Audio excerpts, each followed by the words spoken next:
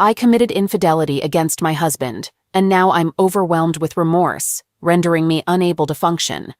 This grave error occurred just 2 days ago, and I immediately felt deep regret. It stands as the gravest mistake of my life, and I'm still struggling to come to terms with my actions. Allow me to provide some context about our situation. I am 37 years old, and my husband is 38. We've been married for 15 years and have 2 children, a 14-year-old daughter and a 12-year-old son. Although my husband serves as the primary breadwinner, I work full-time and contribute my fair share to our financial responsibilities and investments. While my husband doesn't insist on my financial contribution, I do so willingly because we view ourselves as equal partners in life. Hence, the weight of my transgression bears heavily on me, gnawing at my conscience, and I fear I won't endure another day without succumbing to despair. Without delving into too many specifics, I'll disclose that I am employed at a facility dedicated to assisting recovering addicts in their reintegration into society. We encounter individuals from diverse backgrounds, ranging from homeless individuals living on the streets to those of substantial wealth. My colleagues and I frequently remark that addiction knows no social boundaries. It can affect anyone, regardless of their societal status. It was at my workplace where I encountered the individual I became entangled with. I refrain from labeling our actions as an affair because there were no emotions or affection involved. It was an impulsive act, almost akin to being in a trance. This person was a former patient who had completed treatment at our facility over 3 months ago. He is 28 years old, hailing from affluent parents who support his lifestyle. While he works as a bouncer on weekends and as a driver several days a week, the majority of his income is provided by his parents. He possesses a confident demeanor and an exceptionally persuasive nature. His physical fitness, stemming from his role as a bouncer, coupled with a rugged charm, likely contributed to my inexplicable attraction toward him, leading me to engage in behavior I typically would never contemplate. I want to clarify for those reading this that I am not a counselor or therapist, nor do I play a role in patient treatment. My employment at the facility is strictly administrative, ensuring there was no breach of ethical conduct.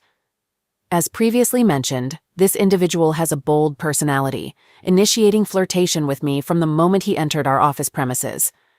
I've encountered flirtatious patients before, mostly harmless banter from older individuals. But this time, it felt different. His intentions seemed genuine and his pursuit was unrelenting, which left me both unsettled and oddly flattered. After he completed treatment, I had no contact with him until last week. We bumped into each other at the gas station. He was on his motorcycle, looking significantly healthier and more polished than before. He was polite, acknowledging his previous overbearing behavior and apologizing. Witnessing this transformed side of him touched me, making me feel at ease during our conversation. We talked for a while, and he eventually asked for my phone number, claiming it was to stay in touch. I hesitantly shared it, though I knew I probably shouldn't have. He assured me that he enjoyed our conversations, but deep down, I suspected he desired something more. I'll spare you the details, but earlier this week, we met at his apartment, and things took an intimate turn. I instantly regretted it. That day, I had a dental appointment scheduled for 2:30. Afterward, I decided to take the rest of the afternoon off because my dentist is conveniently close to my home. I didn't want to make the 25-minute drive back to the office, only to turn around and drive 25 minutes back home. Following my dental appointment, I agreed to visit his new apartment and see his furniture, even though I knew it was wrong. Once I arrived, things escalated rapidly. I was fully aware of the wrongdoing, but I pushed forward and went through with it. I found myself completely engrossed, almost hypnotized by the buildup.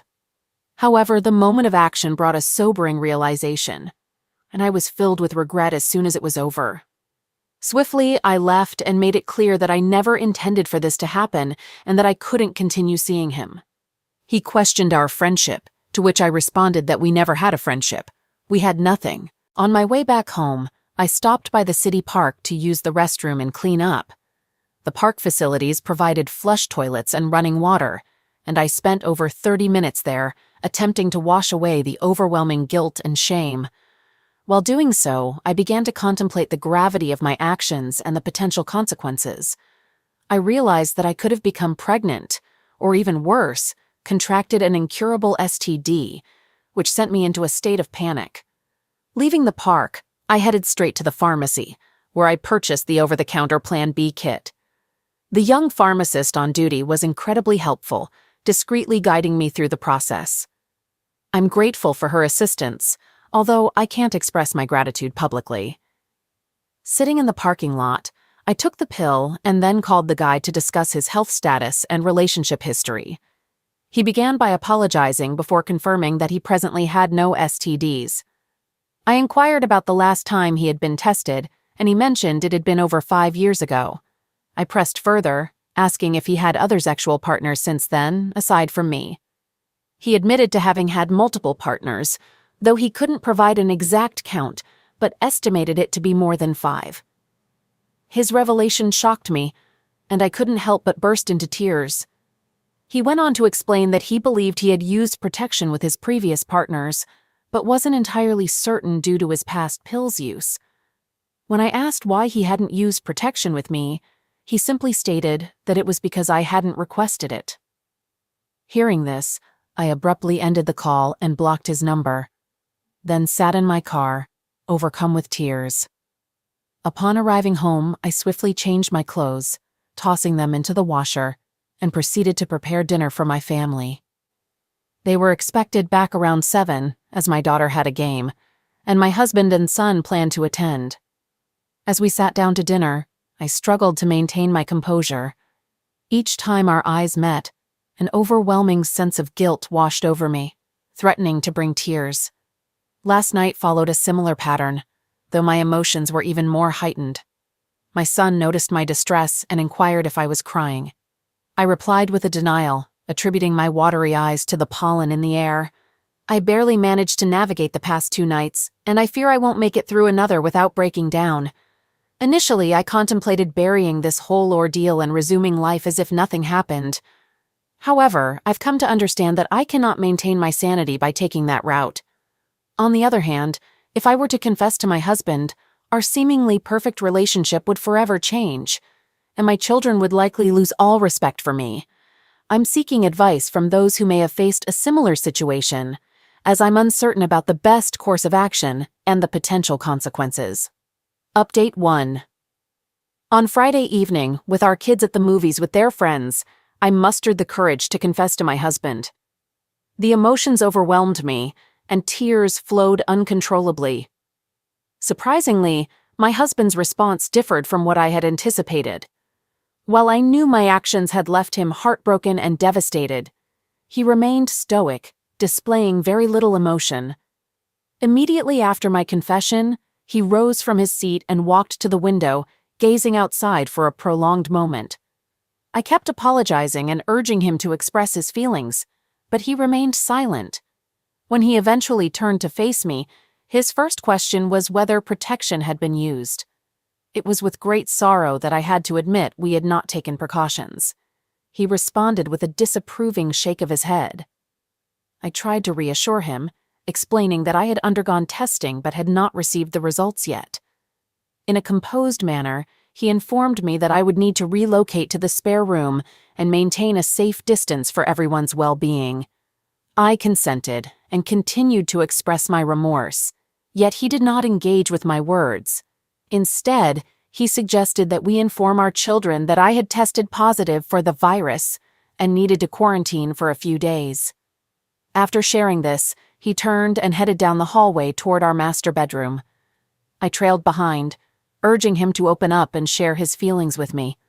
With a calm but stern demeanor, he declined, expressing his desire to be alone with his thoughts. I pressed for a reason, and he simply gazed at me, shook his head, and shut the door. Returning to the living room, I spent the following 2 hours weeping on the sofa, pondering how to set things right. I tidied up myself just before our kids returned home around 10 p.m. Upon their arrival, my husband emerged from the bedroom to welcome them, and the 4 of us engaged in conversation.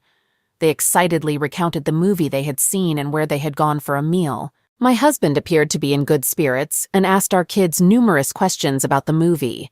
Eventually, he informed them, "Your mom has something to tell you." I glanced at him and he nodded.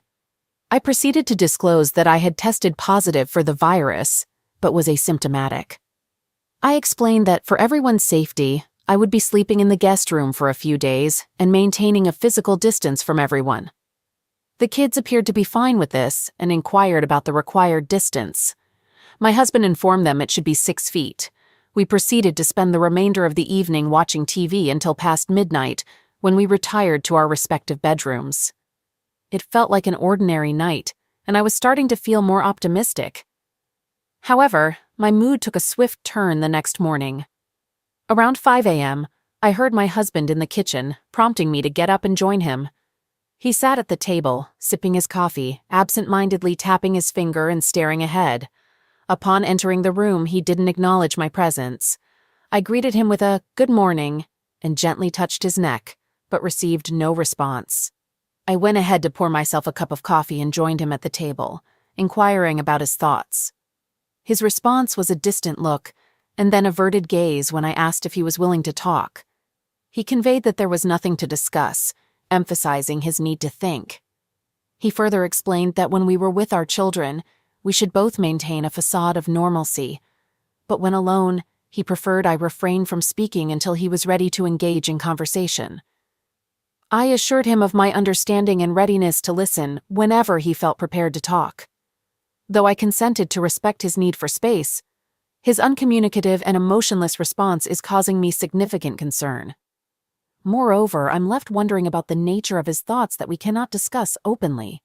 His reaction is quite unexpected, and it's leaving me deeply apprehensive. Has anyone else encountered such a response from their partner after betrayal? Update 2. I want to express my gratitude to everyone who responded to my previous update. Based on your feedback, I've respected my husband's request for space to process everything. I've refrained from speaking to him unless he initiated the conversation or when it concerned our children. Things were progressing reasonably well, and then yesterday it appeared we had a significant breakthrough. It happened to be my son's 13th birthday, and he wished to celebrate at an amusement park. The 4 of us had an enjoyable time. My husband and I took turns partnering with our kids on various rides, including all the roller coasters, some of them multiple times. Toward the end of the day, my husband and I even went on rides together and had a great time. It felt reminiscent of our initial days together. That evening, we all dined at my son's favorite restaurant, enjoying a wonderful dinner and surprising him with an ice cream cake. It was an exceptional day. This morning, I woke up with the impression that we were moving in a positive direction, looking forward to building on the wonderful day we had experienced yesterday. As I headed to the kitchen, my husband was already there, and he actually greeted me with a good morning. I poured myself a cup of coffee and refilled his while sitting down next to him. We discussed yesterday and how enjoyable it had been. After a few minutes, he changed the topic and mentioned it was time for me to be honest with the kids and my parents about my actions. Hearing him say this sent a shock through me, and I felt a pit in my stomach. I inquired why he felt that way, and he explained that they deserved to know the truth. I suggested keeping it between us and working through it together, but he expressed that he didn't want to bear the burden of my actions any longer. I shared how awful I felt, struggling to sleep and concentrate since the incident. He acknowledged my feelings but insisted that I needed to tell them today. He added that if I didn't, he would be disappointed and might have to disclose it himself. I asked if he would accompany me for support and to demonstrate our unity, but he declined, stating that this was something I had to face alone. His decision deeply hurt me, as I had expected him to stand by my side for support. I've spent the past few hours contemplating how to address my kids and parents. I drafted several scripts, but they didn't feel genuine. Ultimately, I decided to be straightforward and confess my actions, admit they were wrong, express my sincere apologies, and request their forgiveness. There's nothing more I can do at this point. I must face the consequences of my actions. Regarding the test results, I received them, and I'm in the clear. This was a significant relief. However, the clinic advised a retest in 30 days as a precaution due to the proximity of the initial test to the potential exposure. Although this concerned me, The clinic mentioned they have never encountered a positive result on a retest. I will provide an update after discussing this with my family. I am grateful to those of you who have been praying for us, and I kindly ask for your continued thoughts and prayers. Update 3. I've returned to inform everyone that I've confessed. I shared the complete truth with my children and later with my parents, and it was an incredibly challenging process. My children reacted differently to the news. While both were shocked, my daughter responded with anger, whereas my son expressed deep concern. My daughter even demanded to know the guy's identity to seek revenge, but I refused to disclose it, assuring her I'd never see him again. Both children are very worried about their father and have united in support of him, making it clear they stand by his side. My parents' reaction was one of profound disappointment and shock. They too have rallied around my husband and have only spoken to me once by phone since I told them. In the meantime, they've conversed with my husband at least half a dozen times. I'm pleased they're all supporting him during this time, as he's a wonderful man who deserves it. As for my husband, he expressed gratitude for my honesty and for taking complete responsibility. Nevertheless, his treatment of me remains unchanged. I'm uncertain about our future path. For the time being, I'll strive to be the best wife and mother I can be. I take pleasure in performing small acts of kindness for my family, particularly in the kitchen through cooking and baking. Our mealtimes have become precious moments for family bonding, and I hold them dear. I appreciate all the support I've received from those who have stood by me during this challenging journey. Update 4. As I mentioned in my previous update, I had opened up to my entire family, hoping that my husband and I could begin the journey toward healing our relationship. However, things took an unexpected turn 2 Saturdays ago when my husband sat me down and expressed his desire for a divorce. He conveyed that despite his efforts to move beyond my actions, he found it impossible to do so. He revealed that since learning about my transgressions, he had been under constant mental strain, which had now begun to manifest as a serious impact on his physical well-being. He disclosed that earlier in the week, he had visited the doctor, and his blood pressure had reached dangerously high levels, resulting in the need for medication. I felt deep concern and regret for the pain and suffering I had caused him.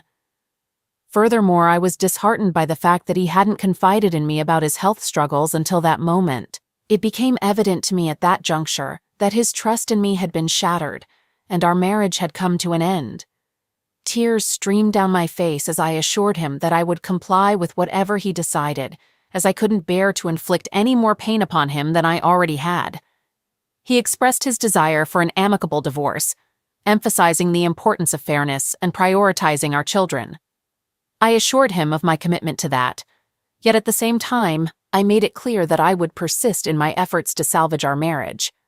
His response was a warm smile, and I moved closer to embrace him tightly.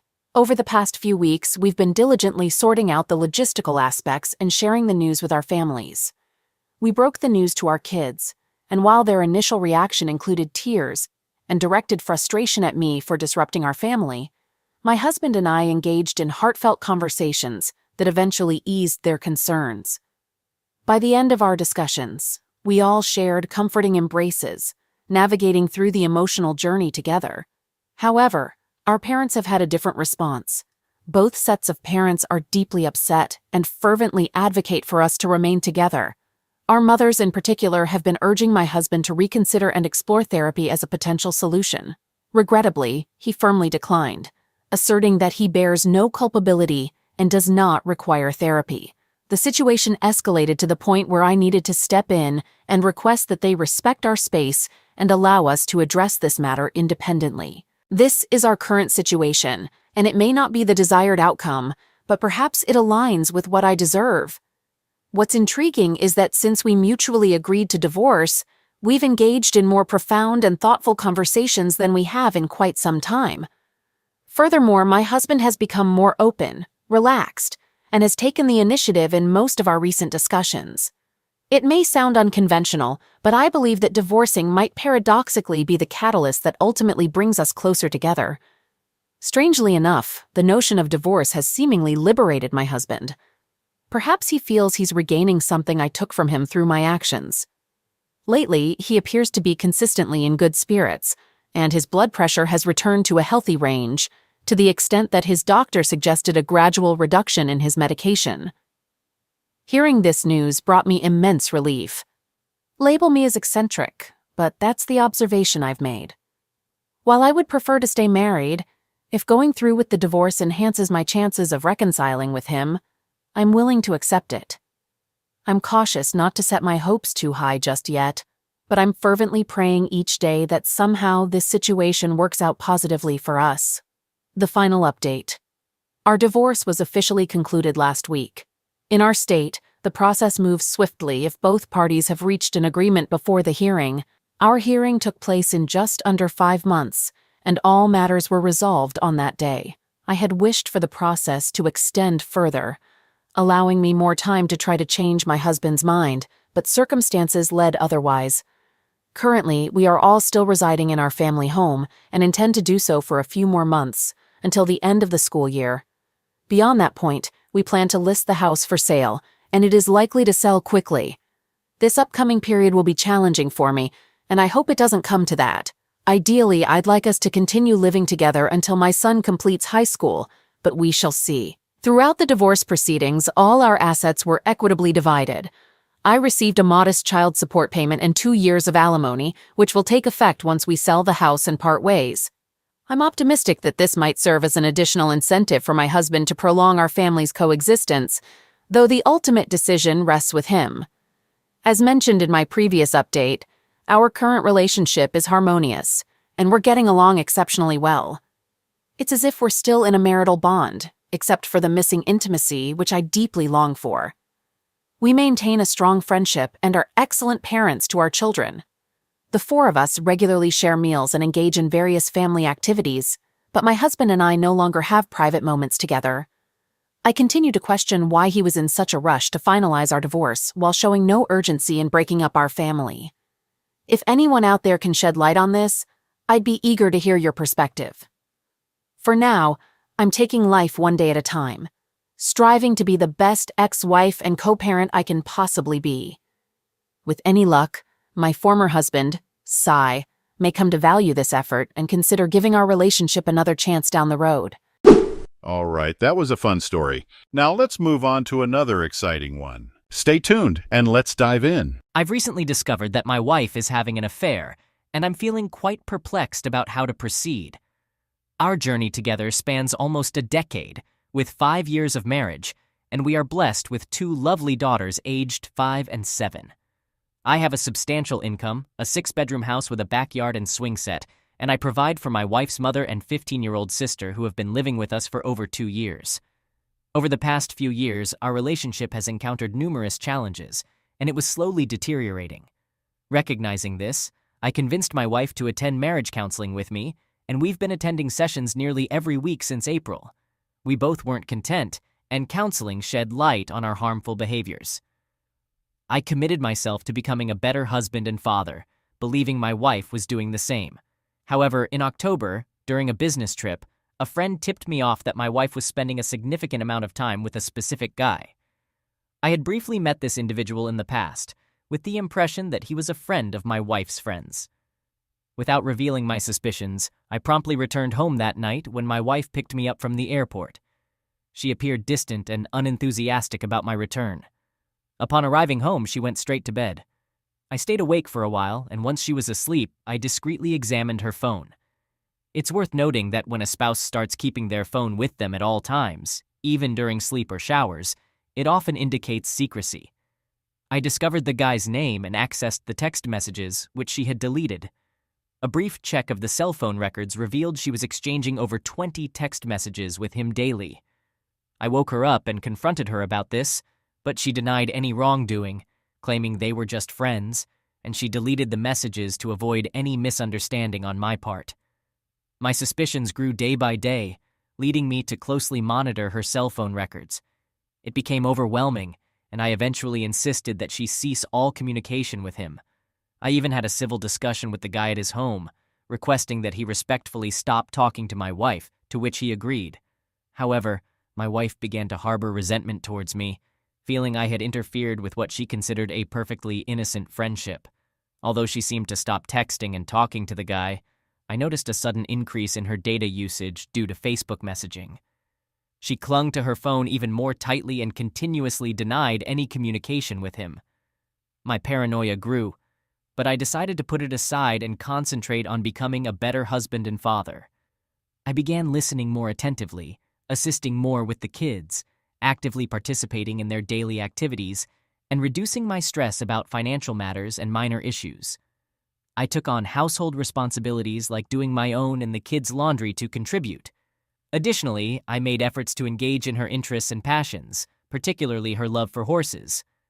I had previously bought her a horse, and I helped her search for a job in the equine industry to encourage her self-worth and social interaction. Today is January 15th, and we're out for a grand dinner to celebrate her brother's birthday. The gathering includes her cousins and friends, and we enjoy a delightful meal. After dinner, most of the group, including my wife, heads to the nearby bar. I hang back in the restaurant with one of her cousins when the manager approaches me, holding her phone and inquiring if I recognize it. To my surprise, it's my wife's phone, and I open her Facebook app to discover a series of messages between her and someone else.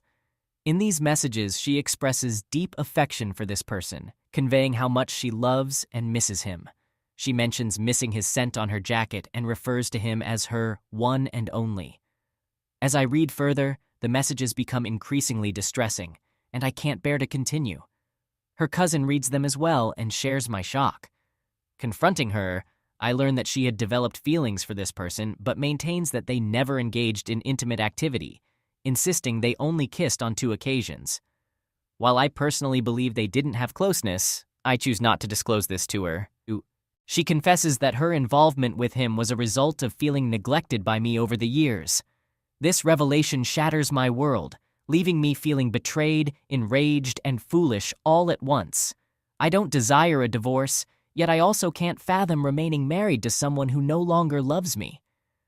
She expresses a desire to work through our issues, but I remain uncertain about my own desires. I sense that she yearns to find her own identity and prove her independence from me. Despite my love for her and the difficulty I have being angry, I believe that she may only truly appreciate what she has by facing the possibility of losing it, or at least some of it. My dilemma is whether to proceed. What course of action should I take? Update. Thank you for all the advice. It's been very helpful. I want to provide an update on the actions I've taken since all of this unfolded. I consulted with a lawyer, which was a valuable conversation. While staying with a friend, the lawyer emphasized that I should return home to avoid potential issues related to abandonment, which my state recognizes as a concern. So, I'm back home and currently residing in the basement. The lawyer also assessed my evidence and suggested I have a strong case to prove her adultery. Consequently, this may exempt me from paying alimony, though child support remains obligatory as it should. Importantly, he cautioned against any sexual involvement with her, as doing so might imply condoning the affair, jeopardizing my stance on her adultery.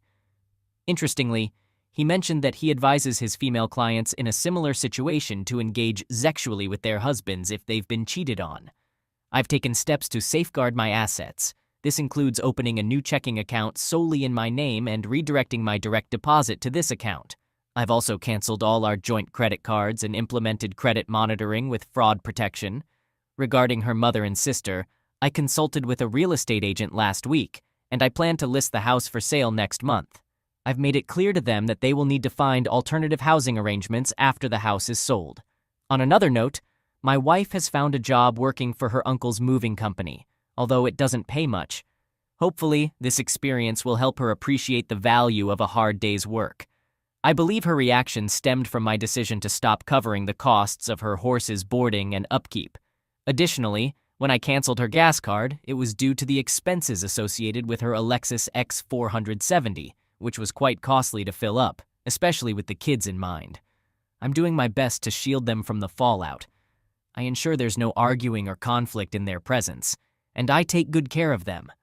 One positive aspect I've gained from this situation is the realization that it's not my fault, and I've been proactive in addressing the issues. Thank you. 8 months later, to sum it up, I've made significant progress. During this time, I've experienced a roller coaster of emotions, with highs and lows. I battled severe depression and found myself in a dark place. Getting out of bed and going to work was a struggle, and often, I couldn't bring myself to do it. I've been dealing with a lot of pain and anger, and that's an ongoing process. Initially, my instinct was to retaliate and make her face the consequences of her actions. We agreed on a monthly child support amount, which exceeded the legal requirement. I believed it was the right thing to do at the time. My lawyer prepared the settlement agreement, outlining what she could expect from me. Every month she found a rental house about 45 minutes away from the city. It seemed like a suitable place for our daughters to live, with excellent schools in the vicinity. I understood that she couldn't afford a similar place closer to town, so I thought it was a good choice. Part of our agreement stipulated that a non-relative of the opposite sex couldn't spend the night while the children were present. She isn't allowed to have her boyfriend stay over when the kids are present, and the same rule applies to me. No overnight guests of the opposite sex while the kids are with me. Interestingly, this provision in the settlement agreement is quite common and aligns with our state's regulations. However, in the first week of her moving into our new place, before we could finalize the settlement agreement, she had her boyfriend spending several nights a week. To make matters worse, she attempted to have the kids lie about it to me, which greatly upset me. In response, I had my lawyer withdraw the settlement offer and informed her that the new arrangement meant I would provide her with nothing beyond the child support mandated by the state, not a penny more. It took her some time to realize the gravity of the situation, and now she's struggling to make ends meet. Don't get me wrong, the kids are well taken care of. I always ensure they have everything they need: food, clothing, toys, and more. But I handle the expenses directly, bypassing her.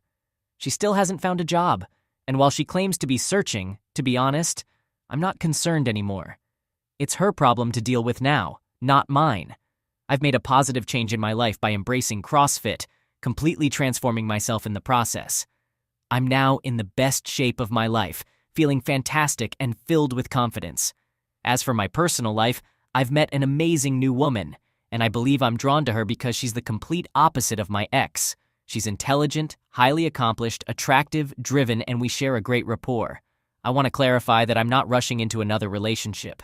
I made that clear right from the beginning, and she fully understands our situation and is comfortable with it. Meeting this new person marked a significant turning point for me. I now have a companion to talk to, spend time with, provide comfort, and share intimacy with. It boosted my spirits and transformed my overall mood, leading me towards happiness once again. Since then, things have only improved. I managed to let go of much of the anger I harbored towards my ex. Surprisingly, my ex and I have developed a good relationship now. We communicate regularly and always prioritize our children. I may never forgive her for what she did to me, but she's the mother of my kids, so it's in everyone's best interest for us to get along. No, we won't reconcile. I can never trust her again. However, we can be friends and coexist. Some things will always be hard to move past, and the individual she cheated with is one of those things.